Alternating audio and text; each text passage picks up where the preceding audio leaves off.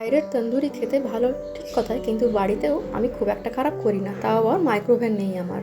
তো আমি এখানে বড় বড় চিকেনের লেগ পিস ব্রেস্ট পিস নিয়ে নিয়েছিলাম। তাতে আমি অনেকটা বেশি পরিমাণে ধনে গুঁড়ো, জিরে গুঁড়ো, নুন, হলুদ, কাশ্মীরি লঙ্কার গুঁড়ো, আদা রসুনের পেস্ট 1 চামচ মতো, গোলমরিচ গুঁড়ো 2 চামচ মতো, তন্দুরি মশলার গুঁড়ো, ফাটানো টক দই, ধনেপাতা আর তেল ভালো করে মাখিয়ে নিয়ে 2 ঘন্টা মতো আমি রেখে দিয়েছিলাম। তারপর এখানে আমি কড়াইতে মাখন দিয়েছিলাম একটু বেশি পরিমাণে। মাখন দিয়ে আমি তন্দুরির চিকেন পিসগুলো দিয়ে দিয়েছিলাম।